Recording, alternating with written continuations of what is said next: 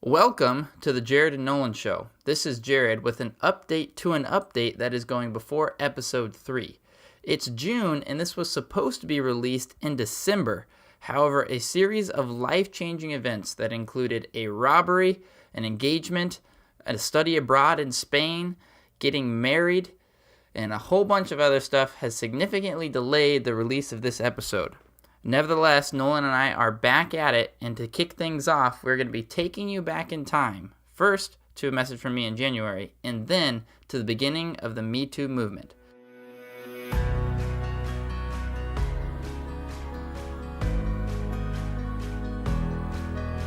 And you can catch us weekly on Tuesdays. If you have any ideas or things you'd like to hear us discuss, feel free to let us know. Send an email to jared.nolan.show@gmail.com or comment on whatever platform you're on. Thanks for listening. Merry Christmas, Happy New Year. It's 2018, and where the heck are Jared and Nolan? Well, there have been a series of unfortunate events that have really not only impacted Nolan and I's lives and outlook on the end of 2017, but have also delayed the release of this episode. So here's what happened. The second week of December, coming back from work, I was moving apartments from the Columbia Heights area of D.C. Up near American University that was cheaper. And in the process of doing that, I had my car broken into during my last pack up to complete the move, and had my work bag stolen, which had my laptop in it, and my wallet was in the car as well. Now, this was obviously devastating, not only for my work files and school files and for these podcast files. Thank the Lord for Dropbox that had these synced, so I was able to recover it. But clearly that delayed my ability, actually made it impossible for me to edit this episode until now. Around the same time, Nolan left for Thailand for an adventure and life awakening, but it didn't go exactly how he planned. He was doing some exploring, and in the process ended up falling through a roof, 3 stories, scraped up his back incredibly bad, banged up his leg, tore his ACL, and received a major concussion. He was in the hospital for a long time, but that's the bad news. So here's some good news. Nolan is okay. He is in the process of recovery and is looking to get surgery to repair his ACL. His head is all right. The concussion was bad, but there appears to be no major brain damage at this time. And I can assure you all, he still has his sense of humor. So we will hopefully be getting back together soon to record some more episodes. An update from me, I, after having the laptop stolen and moving apartments, went home for the holidays to California and ended up proposing to my girlfriend, Daisha, who said yes. So I am officially engaged. Very exciting, very pumped for the future. Not only for this podcast, but for my relationship with Daisha. And to top it all off, I had coincidentally requested money for a new laptop prior to the break-in and robbery of my car, and was able to get that over the break. So some bad news, some good news, but it is now the holidays are over. We are back to work. Nolan is back in the United States and is recovering and actually looking to still make it to his study abroad in Spain. So there are a lot of developments on the horizon, and including episode 3. So I'm going to cut this update here. It's going to take you back to about the third week of December, where the Me Too movement was launching and sexual harassment and abuse was all that the news could talk about. So here are our thoughts. Recording in the mudroom of 1308, I don't know the street name. Gerard. Gerard? Gerard Street. That's a strong street name. It's like Archibald, you know? No, it's not. I That is a completely different ring. Why are they at 1308 Archibald Street versus they're at 1308 Gerard? Completely different. Well, how about we introduce the show here? That sounds good. Welcome to the now it's coming back. Welcome to the Jared and Nolan show. I'm Jared Cummings, And I'm Nolan Dixon. and today we will be discussing sexual harassment And abuse. And we're hoping to come at it from different points of view. Obviously, everyone has their bias, and we are two males discussing it, but we'd like to come at it from different points of view. We'd like to keep the blaming, the name-calling out of it, and we've certainly talked about maybe different classes of sexual predators, but I think on the show we're going to try to refrain from passing judgment in talking more about what's going on and how do we move forward. Yeah, it's more of a cultural discussion about some of the why these stories are coming out, when they're coming out, and in keeping with our first couple episodes, this is kind of getting tied back into the truth and the threat that lying and fake news poses to discovering the truth. And also the threat that lies behind thinking things are fake news when they are real news, and how that's very much a double-edged sword. Yeah. One of the problems, this is like, it's like in culture, we hear the story about, the boy who cried wolf. Mm-hmm. But then it's like we've become so used to people crying wolf that then when somebody actually is calling for help, people are hesitant. Or it's like on the freeway, if there's an accident, everybody kind of assumes everybody else will call 911, and so nobody does. Right. And so the problem doesn't get addressed as quickly as it should. And this may be the case with some of the sexual harassment stories.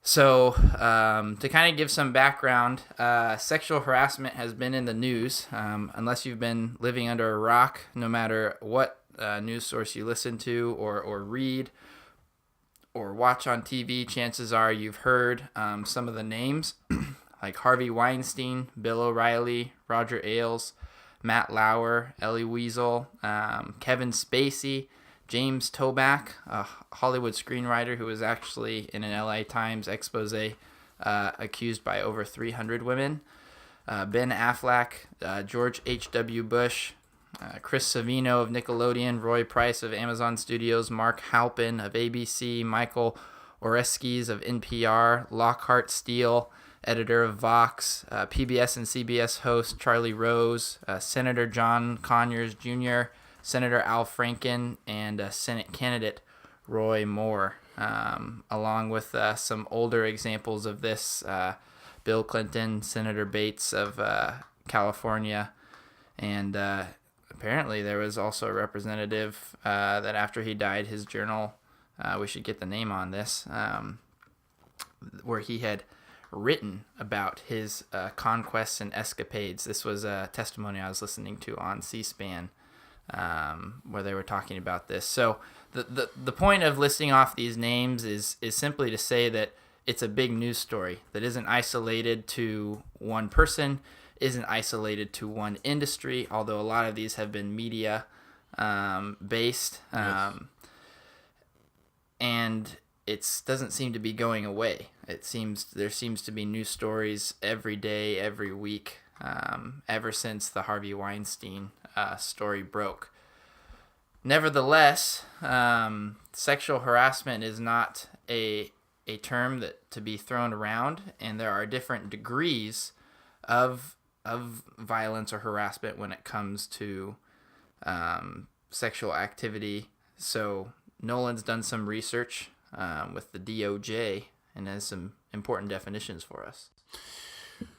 Yeah, and as I've looked into sexual assault, sexual harassment, sexual violence, rape, molestation, child molestation, there are a lot of different definitions out there, and oftentimes it's a little bit of each one encompassing the other. So you might look up sexual assault and see a definition that says, include sexual violence, and then lists some other attributes as well. The Department of Justice defines sexual assault as any type of sexual conduct or behavior that occurs without the explicit consent of the recipient. So unconsensual. Right, unconsensual, that falls under the definition of sexual assault, that includes sexual activities, such as forced sexual intercourse, forcible sodomy, child molestation, incest, fondling, which I think is where a lot of these news sources come into, the fondling part, and attempted rape is also included in the Department of Justice. For me, that is a lot, and I haven't followed cases that have tried to decide what to convict someone with, depending, the legal differences between harassment and other things. But I think for me so far, sexual violence, although violence can have a very heavy tone to it, I think that to me is the umbrella word. Sexual violence can be anything from a punch, maybe, such as fondling, to an all-out brawl, such as rape. And that's a little bit of a crude analogy, but I think that's where I'm at after looking into the definitions a little bit.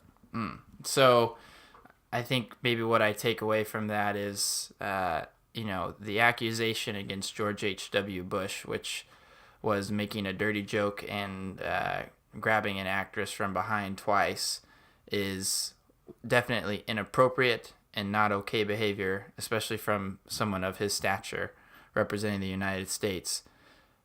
But it wouldn't necessarily fall under kind of the violent, forcible aspects of this definition. So I think psychologically we don't attribute it to violence because it doesn't seem to be physically interesting, physically assertive. Just to reach out and touch someone doesn't take an act of strength or a particular weapon.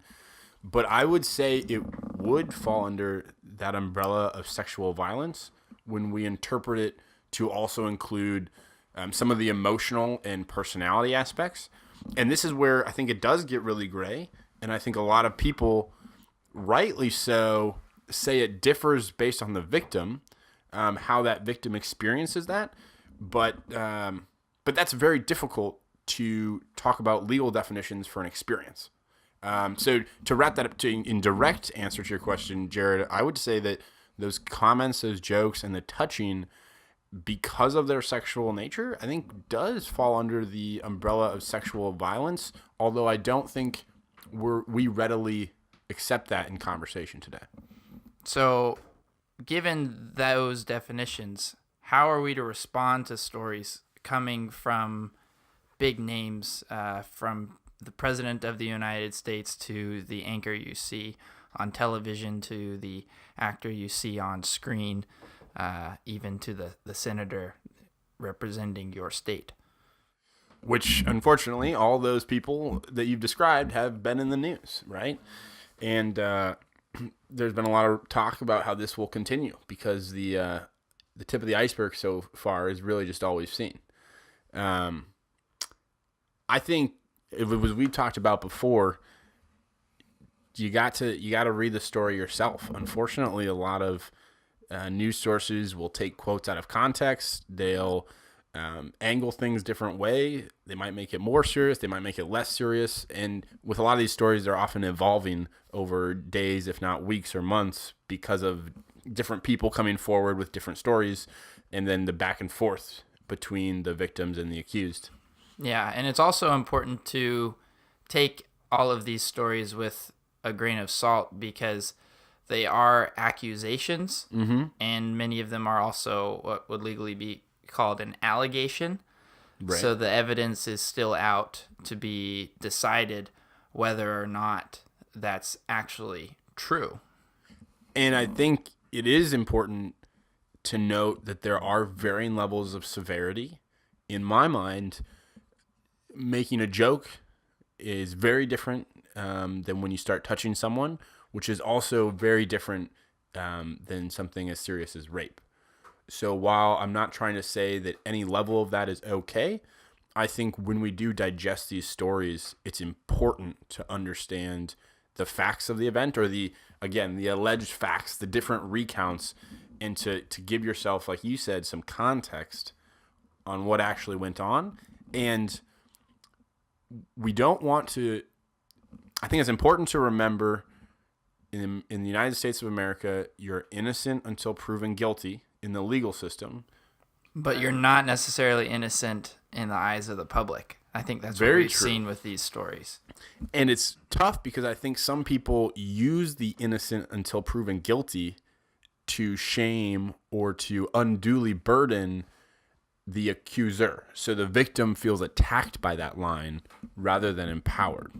Well, it's almost like in the jury of the public that you're guilty if you're accused. Right. Some of these stories are different.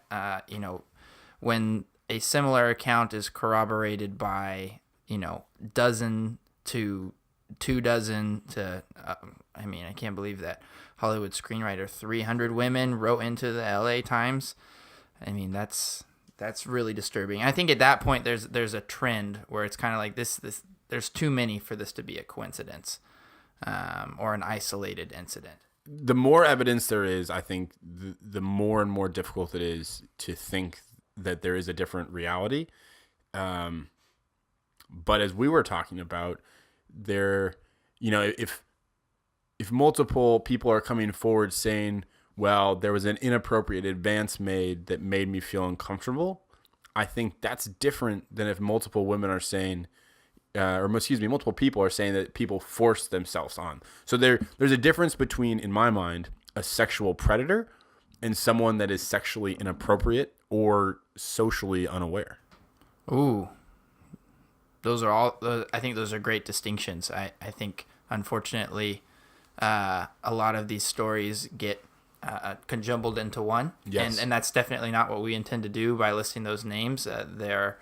They should each be taken in context and in the situation. Absolutely. The situation with George H.W. Bush is very different from Harvey Weinstein and very different from Kevin Spacey. Mm-hmm. So those shouldn't be, I think a problem with culture, and this I've read on a number of feminist websites, is they immediately just rant on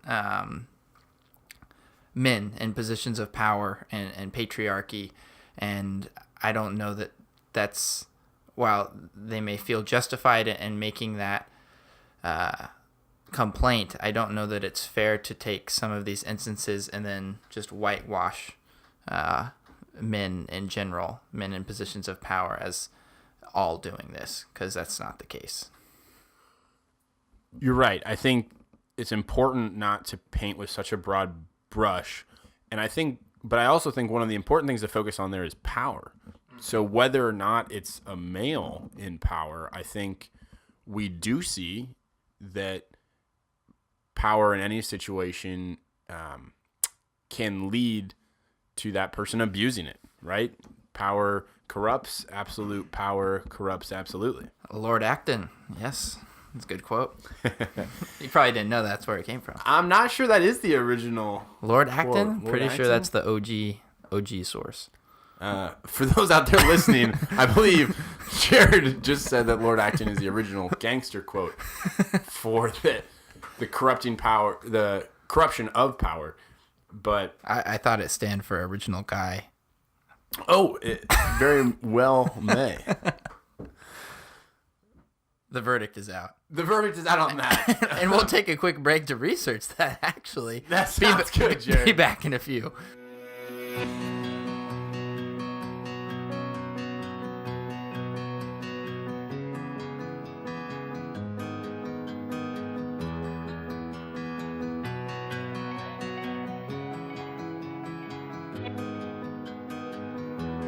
All right. Did you actually look it up? I did. John Emmerich Edward Dahlberg Acton, 1st Baron Acton, lived from January 1834 to June 1902. He was a English Catholic historian, politician, and writer. English Catholic historian, politician, and writer. Basically an English noble, the grandson of Admiral Sir John Acton VI. and he was known as Lord Acton. He is perhaps best known for the remark in a letter to an Anglican bishop, "Power tends to corrupt, and absolute power corrupts absolutely. Great men are almost always bad men." This was a letter dated April 5th, 1887, and was published in the Historical Essays and Studies by the London publishing company Macmillan in 1907. Are you recording right now? Yeah. Can we talk about this for a moment? Yeah, we can talk about this. I don't know if we want to include this on the episode or not, but I think the theme that... Can you say that again? All great men are... Bad men. All great men are bad men. I think that's very relevant to what we're discussing with the sexual harassment cases, because I think there is an underlying question of, can you be a successful person in the world without seeking or abusing power? And can you be a successful man in the world without asserting yourself in ways that are not necessarily characterly righteous by character? I think history would attest. We talked about Martin Luther King last time. Henry VIII is a popular one in history class. I certainly think Donald Trump has a lot of moral failings. So should I just assume I that don't- every male, gosh. male figure Well, in okay. history and that I see today? This is a good transition. Before the show, in our effort to put some of these stories in context, we did some research on examples where women had actually lied about sexual harassment or sexual violence, and the allegations turned up being false. There were a number of articles in the Independent UK, Daily Mail, as well as an opinion article in Thought Catalog that recounted some of these stories. One I want to share about a woman named Nicola Osborne, who, after getting drunk, ended up sleeping with a man who was not her husband. When word got out that she was out and her extensive sexual activities were being gossiped about, she became flustered and visibly upset, knowing that her husband would likely be very distraught if he got wind of this. So she decided to claim that and tell others that she had been forcibly abducted and raped by a stranger. And this sparked a massive police response in her hometown to find the rapist. A subsequent DNA test led police to the man whom she had slept with, and he was arrested and held for 12 hours. But then the truth came out after they heard his story, and then she fessed up that the encounter had been consensual. And she was subsequently charged with filing a false report and sentenced to 18 months in prison. So essentially, she lied about rape to kind of cover up to cover up infidelity. And I think this is why we say the first part of the show, each of these accusations and allegations need to be taken with a grain of salt. Meaning that you can't just immediately ascribe capital T truth to every accusation. And to me, this takes me to your proverbial school playground, where if someone yells across the playground that so-and-so is a so-and-so, it immediately casts a shadow over that person. And unless you're a very critical thinker at a young age, or you're a friend of one of the two parties, then you're all of a sudden thrown into this, why would person A call person B a so-and-so? Unless they really were. There's kind of an automatic assumption that they're telling the truth, and I don't think assuming they're telling the truth or assuming they're telling a lie is the best policy. It's really not helpful either way. Yeah, neither bias. Nevertheless, since all humans are biased to some degree, I think this is why our legal system says you are innocent until proven guilty. Yeah, and I'm almost wondering if there's certain corollary of, you are speaking the truth until proven a liar, or there isn't for those listening. Maybe that should be a journalism thing. I mean, I think that is definitely the norm is you're assumed to be telling the truth until you're proven to be a liar. And we saw that with the big NBC anchor host, Brian, I'm blanking on his last name. He recounted a story of being shot at in a helicopter while he was in Iraq. Oh, and then yes. it came out that story was made up, and he was fired and let go. He's since now come back on, but that highlighted his career, and he gained more fame because of it, and it was made up. Is that more evidence that all great men are bad men? It might be. It certainly is not helping our And it goes back, optimistic side here. No, it's not. And it goes back to talking about how, any publicity, any press is good press in certain realms of the world. But to bring us back to the thread we wanted to talk about a little bit, there's also that narrative that women should be more proactive in defending themselves, or that the victims in any of these situations, certain narratives are asking victims to use more, quote, on common sense, or to be more discerning in the situations they put them in. And I believe you have something for us from Pamela Anderson that we wanted to talk about, discussing Harvey Weinstein. Yeah, Pamela Anderson went on the Megyn Kelly Today show and was criticized for making comments about abuse, kind of being critical of some of these women who have published stories. And we want to kind of deconstruct this interview, and here it is. So you may think you know my next guest. You've certainly seen her as the global star of Baywatch and gracing the cover of Playboy magazine 14 times. But there is far more to Pamela Anderson than all that, as I discovered in a wide-ranging conversation on the perils of being a woman in Hollywood to reckoning with her own trauma as a victim of childhood sexual abuse. Watch. You've been open about the fact that you've had abuse in your past, and you use the word, I felt embarrassed. Mm-hmm. I think there's so many women out there now feeling that way about their own harassment or abuse, or something that happened to them, embarrassed. To them, what would you say? Well, we naturally blame ourselves. I didn't tell my mother for a long time, and even when I told her, she went, oh, well, that's in the past, don't even think about it anymore. But you somehow think that you were to blame. But I learned to never put myself in those situations again. And when I came to Hollywood, of course, I had a lot of offers to do private auditions and things that made absolutely no sense, just common sense. Don't go into a hotel room alone. If someone answers the door in a bathrobe, leave.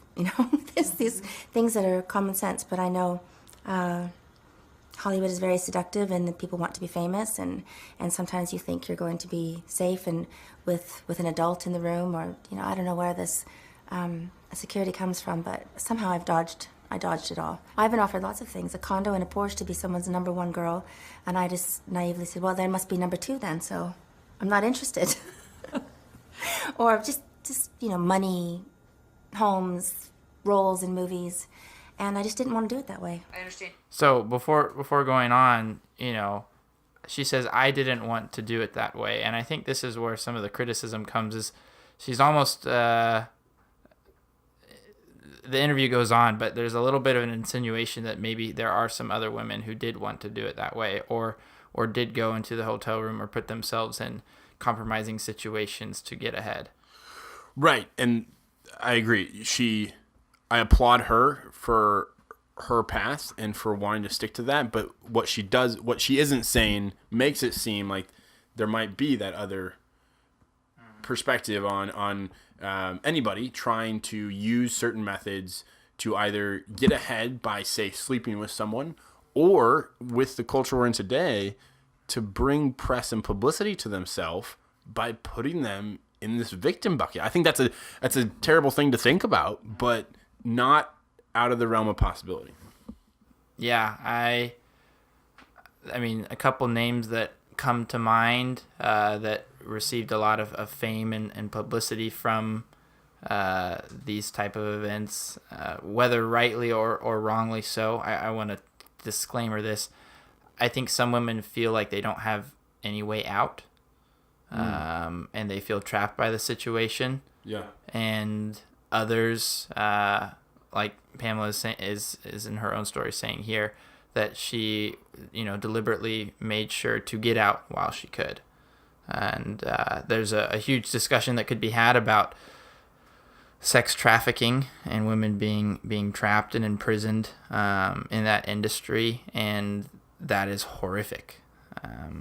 What is unique about these stories is it does seem to be an opportunity or a choice for women to get out, and not every instance, but these situations seem to be unique. Matt Lauer at NBC, his host applying for a job, being asked to do a sexual act. They don't have to. And that can be, I imagine, thankfully I've never been in that situation myself, but I imagine that's very difficult to process in the moment. Oh, yeah. And if you have someone with experience, with seemingly a good reputation, and with clout in the industry, laying it down matter-of-factly, that this is how things are done, or this is what needs to happen in the interview. And on that point about this is how things are done, I think this next segment that Pamela says is quite revealing. Yeah, let's go ahead and play that. I understand you have had a Harvey Weinstein encounter. He's very intimidating. And I was doing a movie, Superheroes or something, I barely remember it. And I played the invisible girl with an invisible dog. And, as a PETA activist and animal activist, I don't work with animals in film because they're treated horribly. And so I said, if I have an invisible dog, I just want to make sure there's no dog there. And I can't do the film if there's going to be a dog in the film. And that was it.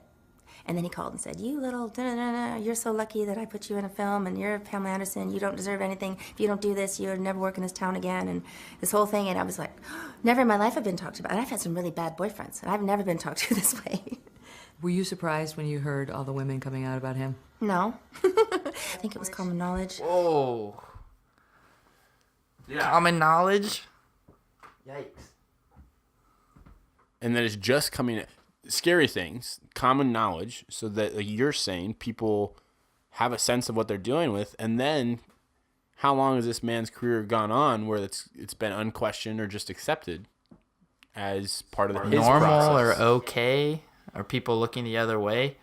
I think you have a quote written in our show notes about, evil persists when good men do nothing, or good men say nothing, and the importance of speaking up. And I think this is maybe a good opportunity to applaud maybe the Me Too movement and some of the movements that are encouraging women and men to speak up about sexual harassment when they hear and see it.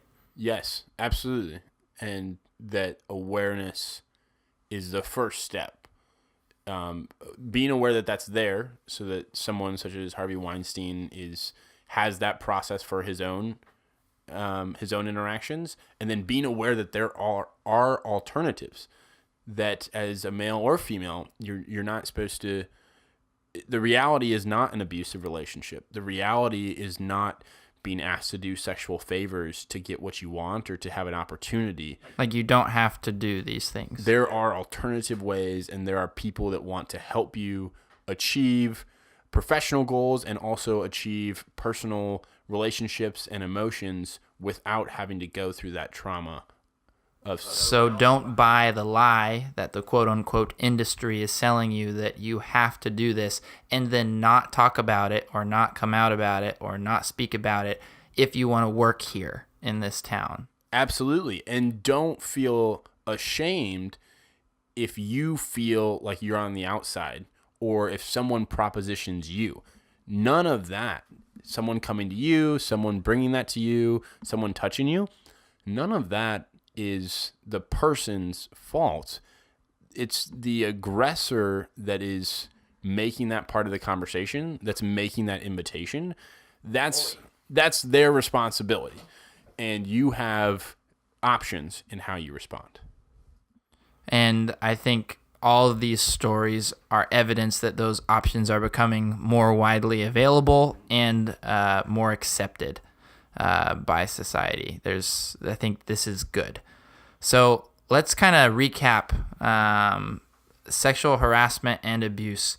We covered some of the famous names that have been alleged, accused, some convicted, others admitting fault. Sometimes in some cases, the verdict is still out.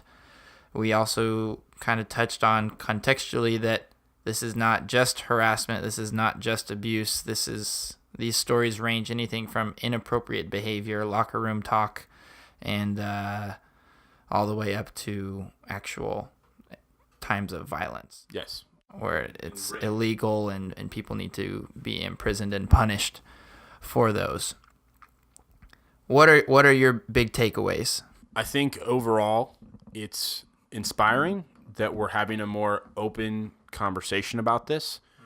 I think to continue to promote that awareness and that discussion is really healthy, so long as we also do not turn it into the playground scene where anything that's called out is just blindly accepted.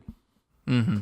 It's almost like the reverse of crying wolf. I would say takeaways for me is the importance of speaking out, but also listening and investigating. I think one of my favorite phrases that I've been taught about research, it's actually a quote from Chuck Missler. That's where I first heard it. It's no condemnation without investigation. And I think what this applies well to the situations where sexual harassment and sexual violence is alleged is we shouldn't immediately condemn the girls for speaking out or the boys for speaking out. And at the same time, we shouldn't immediately shame or guilt those that they've accused. There needs to be some investigation into the situation to discover the truth. And that's what we're seeking to do on this show. So thank you for joining us. This is Jared Cummings. This is Nolan Dixon. And we are Above the Fray.